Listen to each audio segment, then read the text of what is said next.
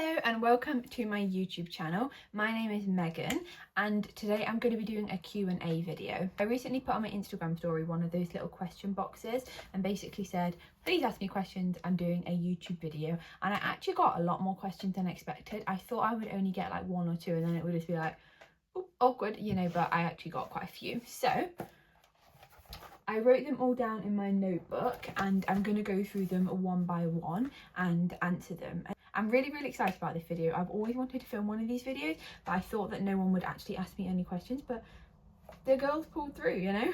Okay, so I've got a little stack of books off my bookshelf that I would recommend. I just got fiction books, even though I do quite like to read non-fiction books, but I thought that fiction is more interesting and probably what this person is asking, but I don't know. I used to read all the time, and I know this sounds really bad, but when it was like really trendy to read, that's when I was on it, like 2022, 2023. I was reading a lot, like, well, I don't know what's a lot to some people. When I was looking on like the BookTok people and like the book YouTubers and the people online that were reading, they were reading like 30 books or 20 books a month, and I was reading 5, and I thought that wasn't a lot, but actually looking back, like 5 books a month is quite a lot. I don't really read that much now. I really want to get back into it, and I keep saying that, but I haven't properly got back into it yet, but I will. Like, I need to, but it's just how long it takes.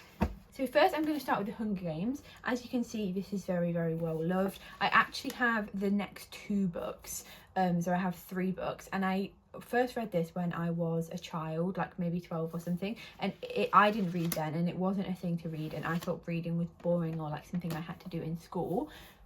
But this actually changed the game for me. I think I read it in like a few days. I was like locked in all day. This is just one of the best books ever. Like the Hunger Games films, I love. The Hunger Games books, I love. Like, I just love the Hunger Games. I think it's like the best ever. Like, I love the Hunger Games. So if you haven't read the Hunger Games, I would definitely recommend the Hunger Games. Such a good book. When I first got into reading in like 2022, like got into reading, I guess, other than having to read when you're a child in school, this is really the only book I read as a child, like voluntarily. Is that the right word? You know what I mean, maybe, hopefully. But this was such a good read. I don't know if it was such a good read because it was the first like romance book I read, and all the other romance books kind of follow like a similar kind of vibe, but I just loved this because it was a while ago that I read it, but I remember it being set on like a beach and the vibes were just there, and I remember sitting on my windowsill and just reading it for hours and hours. Love this book. I actually might reread this. I think it might get me back into reading again if I reread this. Sorry to interrupt the video, but it's me from the future, and I can confirm I'm rereading this book right now. I'm about halfway through it and I love it. It's definitely going to put me back in my reading era. It's a 10 out of 10. This is so nostalgic just like looking at it, so yeah. This is about ice skaters. It's either 2 ice skaters or it might just be 1 ice skater. I think it's 2. I just remember really liking this. It's a slow burn. I think it took me a while to get into it. So like, read this if you're not in a reading slump. Do you know what I mean? Like, I would not pick this up now because it wouldn't get me back out of the reading slump, because you have to get through quite a lot of it. Like, kind of being bored. Not bored, like that sounds mean. Not bored, but just like, you know, when it takes a while to get into a book, that one's a bit like this.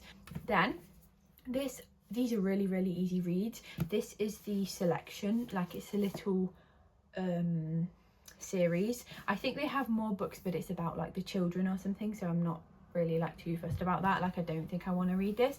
These were the easiest, happiest reads ever. I think they might be directed, or like they might be kind of meant for a younger audience, like a 13-year-old girl. Personally, I don't care. I loved them. Such a easy, like, just such a good read. Like, I really got into the world, the princess world, and I thoroughly enjoyed these. Okay, moving on to the next question. Really hoping I'm in frame because, yeah. Anyways, hey Diva, favourite baby names? I'm currently infatuated with baby names. Hope I read infatuated right. That's a big word for me. That is definitely not the kind of word I would casually use in my vocabulary. So I can't even say vocabulary, so hats off. Baby names. I think every girl has a baby names list in their notes app, so I'm basically just going to go through. I have way more girl names than boy names, but basically when I hear a name I like, I basically just write it down. For like some of them I might not actually call my child when I do have a child in the very, very far future. But like ones like Cleo, I just wrote that down because I love Moko Mermaids and I like the name, but I don't think I would actually call my child that, because this is an unpopular opinion perhaps, but I really don't like names that are kind of a bit out there. Like, it's not my cup of tea. Like, I like really kind of basic names. I really like when girls have boy names. I think a girl with a boy name is automatically so cool. I like the name Joey for a boy, or Daisy for a girl. I love flower names. Mason for a boy, I love that name, and I love the idea of having them with a letter M, because my name begins with an M and that would just be cute. Okay, the next question on the list is, what motivates you the most? This is such a good question. I actually feel like every single question, when they were coming through, I was like, that is such a good question. Anyway, what motivates me the most? Okay, I think the thing that motivates me the most is just the feeling of inspiration. Inspiration is like one of my favorite feelings, and I know people always say like you can't run off motivation or inspiration or whatever, but it helps, queen. It helps get you started somewhere. If I'm in a motivated headspace, it's because I'm inspired by something, and things that inspire me are, honestly, anything random can inspire me, and I have kind of like random waves of being really inspired and then just absolutely not being inspired. But in terms of motivation, I think it's just, God, I feel like I'm a motivational speaker on a podcast. Someone get me a microphone. Anyways, motivation, I think, just comes from a place of passion for something or really wanting something. So what motivates me the most is, it kind of depends what it is referring to, but with my TikToks, I honestly don't really need motivation, just because I love it so much. Obviously sometimes I don't feel like filming, or I don't have ideas, I'm not feeling creative, or I'm not feeling like doing my makeup and like setting up the camera and getting ready. But what motivates me to do it is just like how much I enjoy it, I guess, and how much I want the goals that I want. Like, I want to, if now I'm on like 14k, I want to be like a content creator with 100,000 followers. That is my goal. My goal has always been to have a following, or not even have a following, just like post on social media and be able to do that. So to be fair, I've already like achieved my dream that I had as a child, to post and for people to actually watch and to have a little community, which is what I already have. But obviously you always want to level up and you always want to do more. So let's just get back to the question in a second, Megan, because I feel like I'm getting a bit sidetracked here. What motivates me the most is the passion that I have for what I'm doing. I've literally been yapping so much that my voice is like, I don't even know, like my throat hurts, so I had to go away and make a nice coffee. You know when you yap way too much? That's really, really nice. I love having iced coffees when it gets warm. Next question is a really nice, easy one to answer, and that is, what is your fave makeup product? Nailing it down, like categorizing all the different makeup into one product is going to be tricky for me. Let me think. I love the Charlotte Tilbury powder, love it, and also the lip liner. Charlotte Tilbury is amazing. I love Revolution makeup. Sorry, you asked for one product and I'm like spamming you with all different brands. This bronzer, the Hoola Benefit bronzer, been loving it lately. When I think of a makeup product I love, what springs to mind is the Revolution highlighter. It's literally £4. It's my favourite highlighter I've ever used in my life. I always get compliments on my highlighter, so that's how I know it's good. I also love the L'Oreal foundation, the True Match foundation, love that. Revolution concealer, e.l.f. camo concealer, I just love makeup, honestly. I love makeup, I love doing my makeup. I love when like your makeup goes right. I love when you find a new product that you love. This is such a good iced coffee, I can't even explain to you. Next question is, what advice would you give to someone wanting to start a small business? The main thing that I would say is honestly just what I do is just work things out as you go along. Let's say you don't know how to make a website. You just work out how to make a website. I know I'm making it sound more simple than it actually is, but like no one's born with the ability to build a website. You just you do some Googling, you do some research, you might even watch some YouTube video tutorials, some TikTok video tutorials, you talk to ChatGPT, whatever you want, and you work out how to make it. And you know what I mean, like just take everything one step at a time. Once you've decided on your idea and what you're doing, then just take everything a step at a time. Ask someone in your life that might know like something specific, you know, ask questions. That's what I would say. I think if I was to talk to Megan, literally I started my business in October, so you know, very, very new. If I talked to October Megan, I would just say not to worry about like mistakes that are made, because that is the whole thing, the whole learning lesson of it all. You're never ever going to not make mistakes. It's about how you deal with the mistakes, how you solve the issue that you have, you solve the mistake that you made, and you don't be too harsh on yourself and don't make the same mistake again. That's kind of just how it goes. So I've made loads of little mistakes, or you know, even bigger mistakes. Like I'm always making mistakes with things, but that's like kind of just how it goes. You just have to kind of like work through that. And I always like don't know how to do things. I'm like, oh, what should I do here? Like I don't know what to do. Like I always think that, like every single day or every time I do something, but I ask someone that I think would know.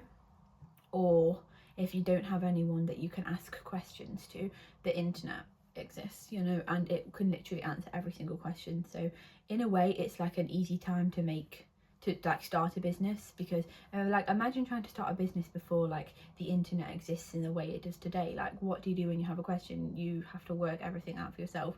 So now we almost have like a bit of a cheat code, because when you want to do something, like you're like, oh, how am I going to market my product? Just look, like research, you know, like it's so easy to find like strategies that you can use and everything else. Next question is, what is your favorite thing that you have bedazzled? Let me resituate here.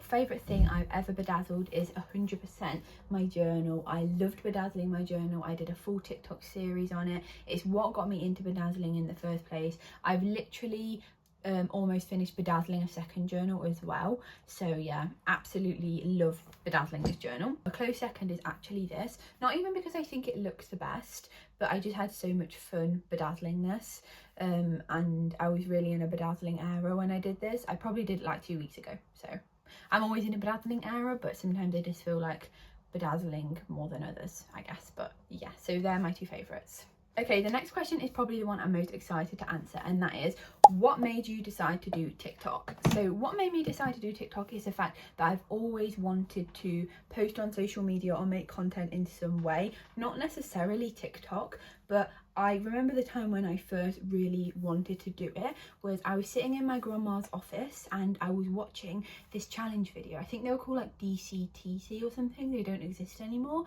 but it was like, I think they were a couple.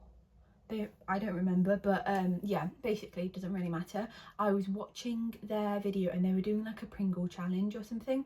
I don't know, it was a while ago. It was like when I was a child, and I remember like watching a bunch of videos, and I was watching like Cookie Swirl C and like all these different like creators, and they were doing blind bags. I was obsessed with watching blind bag videos and where they made those giant eggs and peeled like Play-Doh off them, like all these kind of like videos. And I remember always watching them at my grandma's house specifically, but just generally just watching them, and I was like, I really, really want to do this. But I always see things I want to do and then like never really always like consistently be passionate about it and always really want to do it. But it wasn't really a job that people did at the time. Like there wasn't really influencers, or maybe they were, but it wasn't as like saturated as it is now.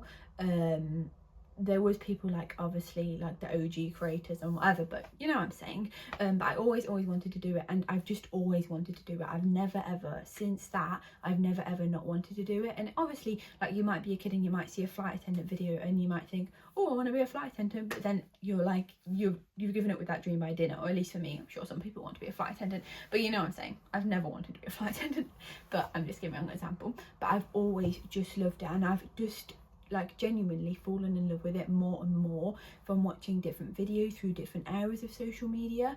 And I have like tried to post on social media before, but just given up. So back in, I don't know, like 2018, 2019, I had a YouTube channel that I posted YouTube videos on, and I did craft videos, which is a full circle moment. I did craft videos and I did like all sorts of videos that were like there at the time.